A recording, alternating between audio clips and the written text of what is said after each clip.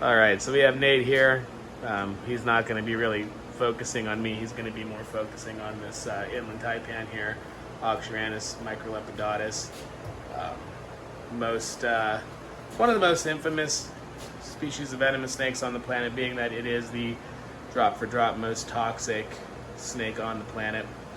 Also called the fierce snake, as Steve Irwin likes to say, fierce by name, not by nature. It's a beautiful specimen, but they all are really. It's in a feeding response, so it's not a terribly mannered snake. It does have its bad days, but usually it's just hungry. So it's just double hooking this girl out. It is a female. Going into the can there. And then we have a euplex that's going to go on next. So I'll watch the snake while Nate grabs the euplex. Euplex are just leaning up against there. And on just like that, very safe. I got some pretty good up close shots of that Taipan's face, and then we do put our ID tags, information tags on there when the animal's in the can. Obviously, we have the outside of the can that says danger venomous reptiles, but we also identify what's in there just in case somebody that shows up that doesn't know what's in here. So we have female inland taipan. There's our ID number. And then we must label danger venomous reptile, because not everybody knows that an inland taipan is a venomous reptile. We do, but not everybody does. And so that's the labeling. Nate's gonna pull out everything, clean the animal's enclosure, and then put this animal back. Door's open, but we have secondary containment that's shut, so if the animal were to squiggle away, can't get out of there. So if anybody sees that, it's not, we have that legally. We have to do that for our Fish and Wildlife regulations, so we could have the door open and get some nice fresh air. That's glass door with galvanized screen wire, so nothing's going to get out of there. So, all right, we'll let Nate clean that, and then we'll put the snake back right after this. As Nate's finishing up cleaning here, I just wanted to touch on, sometimes we will just do a basic setup. Some things we will do natural. Right now we're keeping it easy, keeping it clean. We're also testing things, doing some disease management, so keeping some simple setups sometimes works. But these are our feed bags, and they're for our rodent diet. And these are printless bags. They're multiple layers thick.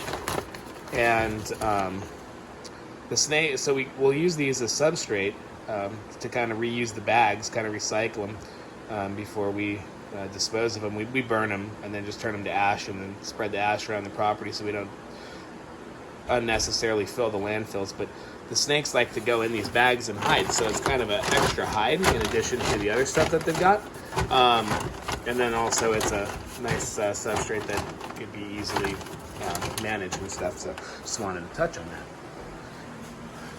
Now Nate's going to be putting in the water dish there.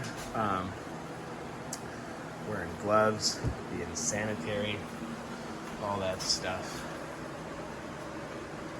Make it work. Yes, sir. Cork is expensive. Cork is expensive. That is a fact. We get our stuff from Maryland cork. Can you guess where Maryland cork is out of?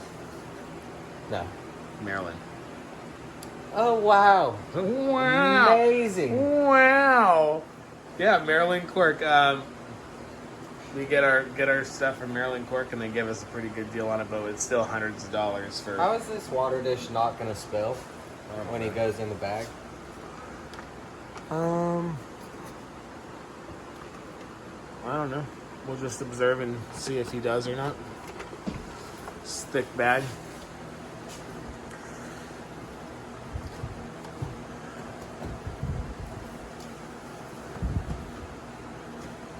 We'll go back to normal substrate with this animal before too long, but we did have a couple regurgits from this animal, and we have been testing for cryptosporidium because we have seen it in the collection. This animal has tested negative for crypto, but we're just still keeping a basic setup so we can continue to monitor that effectively. Tag back on there, and the snake is ready to go back, so we'll let Mr. Nate do that.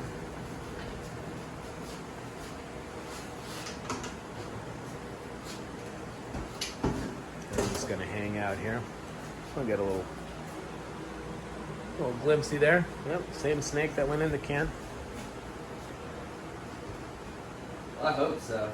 Yeah, I hope so. it's a magic trick.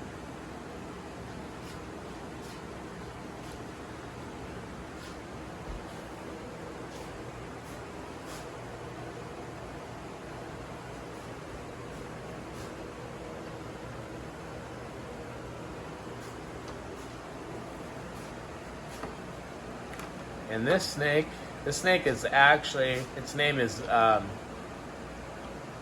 Mimi, and was named after, it was named by one of our Patreons, Riley Jemison, who has been a big supporter of the RPI and got to name an animal. And this is the animal he named because he's very into Australian stuff. So shout out to Riley. And this is Mimi.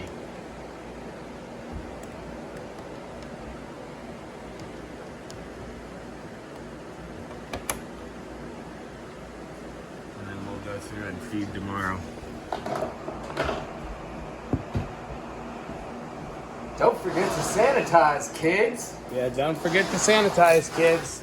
We Both sides of the hooks.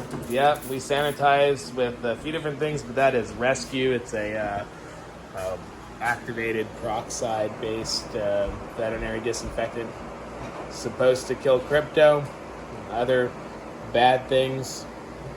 So it is one of the disinfectants that we use, primarily using currently. Cryptosporidium is protozoan. It affects how animals, reptiles, and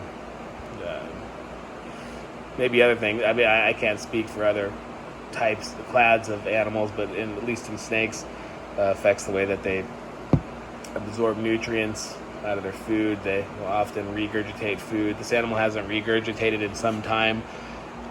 It has passed its food just fine, and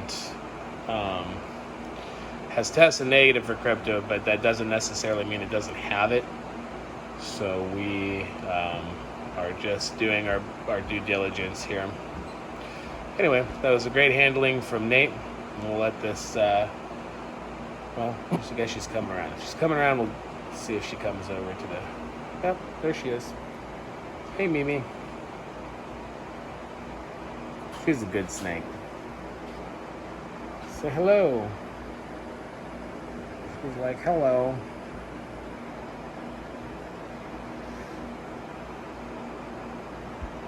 I never realized how beautiful the coastals are. Coastals are really beautiful, Dude, her isn't it? face is amazing. I'm sorry.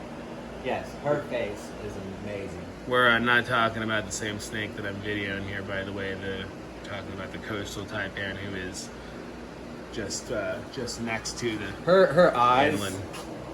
God, her eyes have so much character. She's got a lot of character. As far as snakes go, I A think. lot of venom. Unlike the inland Taipan, who is the most toxic venomous snake on the planet and has no recorded deaths to the best of my knowledge in humans, the coastal Taipan is a much different snake. The third most venomous snake in the world, tested by LD50, the method that they use to test toxicity. A lot of things, specifically snakes here. And coastal Taipan is ranked as number 3. They do get to be a very large snake, over 7 feet. Not known for having the best disposition. They have bitten people and they have killed people, but this snake's not too bad. What's number 2? Eastern brown, That's right. God. or common brown, Pseudonyatex stylus. Of course. So we have Nate here yet again, working another Australian Lapin. You sure it's not African? I'm pretty sure. Pretty sure. Last time I Googled it. So coastal taipan can be a very, very big handful, especially at this size. The bigger that they get, some say that they are easier to work with, a little less fidgety and quick. But I'm sure that there are some large taipans that will give you a run for your money. I've worked with some not super large coastals, but bigger than this one, but not as big as they come. But they can, and then just be ready for that thing to come firing back out onto the floor, because they definitely do that. I'm ready for it. There we go. Into the can. Oh yeah, she's looking pretty good. It's crawling out, no big deal. We got the Uplex right here.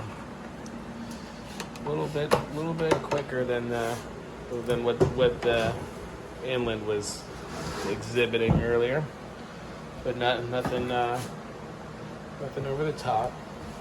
Yeah, you know what? She looked a lot smaller in the enclosure, but her body condition doesn't look half bad. She was Little ghost face killer. She was acting pretty healthy there. Yeah, she was. She was acting like a Taipan, but not biting and stuff. Just very fidgety and very much like how Taipans behave sometimes. She was like, "Look at this newbie." All right. She's like, "I could play this newbie like a piano." Very well done, sir. Oh. Thanks, sport.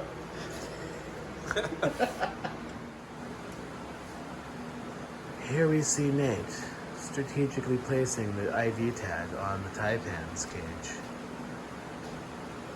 Modest as Nate. Alright, I'm gonna stop talking because I'm throwing him off.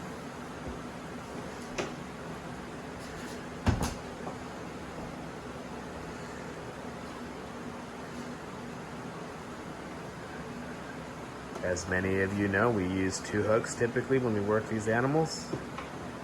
Holds the snakes at 2 points, makes it a lot easier to manipulate them. And after you work 2 hooks for a while, it'll be very, very annoying to just use 1 hook. 2 hooks is absolutely where it's at. That's the primary technique that we teach here. It is one of the safest. Make sure that tail is absolutely clear. Tail is clear.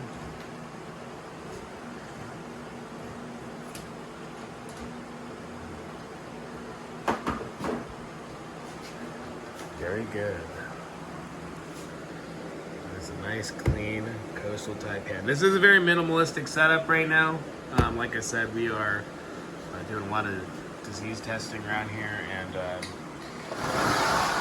lot of these are just very minimalistic setups at this moment. Don't forget to sanitize, kids. Don't forget to sanitize, kids.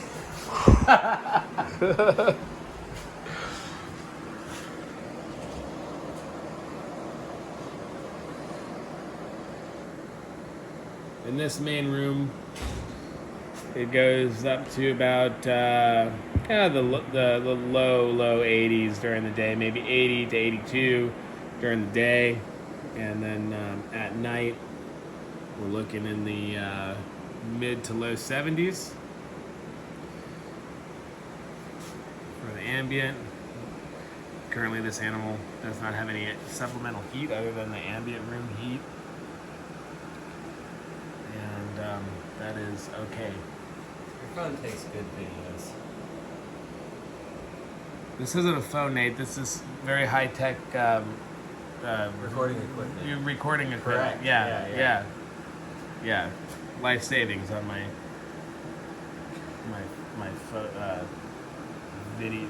videographer equipment. No, it's just the iPhone 11, but it does take some pretty good video. we're too busy throwing every dime that we can into the zoo to be able to buy video equipment. Plus, a lot of the iPhones and stuff have good enough cameras and videos on their phone where you really, unless you're really serious about it, for what we need it for, this is perfectly adequate. Beautiful, beautiful snake. All right. Oh yeah, that's a pretty good video of the face there. Okay. Well, we're gonna call it. That's it for now. Hope everybody enjoyed watching. Don't forget to go like, share, subscribe on Nate's Nature Notes. We're posting this on our Patreon for all of our Patreons here, but we're also going to send this on to Nate so he can post this on his YouTube channel. So like, share, subscribe to Nate. And also, if you're watching this and you want to support a growing zoological facility, a 501c3 organization, Reptile Preservation Institute, become a Patreon. And Nate will definitely attach that link below. Right, Nate? Sure thing, sport. All right. See you guys later. Nate's Nature Notes, RPI, signing out. Peace.